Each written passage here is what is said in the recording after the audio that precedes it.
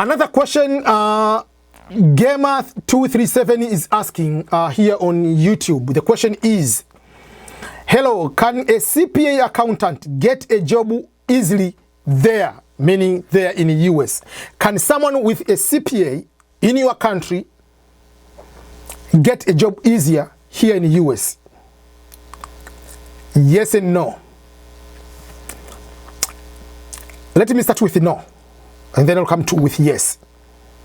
No, in the sense that if you want to practice accountant being a CPA in the US, you must be a CPA in the US. So if you are a CPA in Tanzania, remember, you are a CPA in Tanzania, you're not a CPA in the US. You are a certified public accountant in your country. You took examination to follow the procedure in your country. So because, for instance, Tanzania is called a CPA in bracket T, certified public accountant in Tanzania, you are not a certified public accountant in the United States. So for that case, if you come here, you want to practice as a CPA in the US, you must take the CPA in the United States. So that is if you want to practice as a full CPA here. You must get a certification, a CPA. Just like a registered nurse. You can be registered nurse in Ghana, registered nurse in Kenya. You cannot practice in the US until you are registered nurse in the state where you want to stay. If you are engineer, you are architecture, you must be certified in the body of architectures or engineers in the United States. The same way as medical doctors. Same way as teachers. You cannot just come here and start teaching. You must be having a teaching license in the state where you are. That is overall the no part. The yes part is, there are jobs within people with a CPA can do here, but not as a full CPA. If you're a full CPA, you'll get more money, obviously, but you can be able to help maybe tax preparation during the tax season. You can be helping with bookkeeping. You can get good salary as a bookkeeper. But you can have certification as a bookkeeper again and get good money. So overall, for me, I usually tell people, no matter what type of level of education you have in your country, there are most of the courses, they require certification. So once you are here, make sure that you get certified in this country. For instance, you are a social worker in your country. Social worker in America, you must have certification to be a social worker here.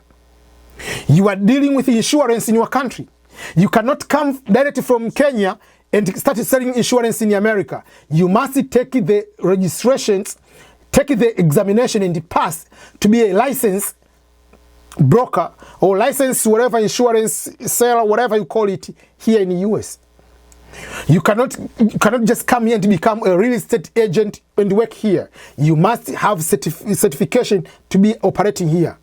You cannot come from your country because you worked in a salon, whatever, a nail salon, or just cutting hair for people, a barber shop, cutting hair. Here you must go to school, cosmetology, whatever they call it. You must come here, go to school, get a certification, and be able to get paid. Most things here, they need certification so that to avoid liability, to make sure that people are licensed to be able to operate here.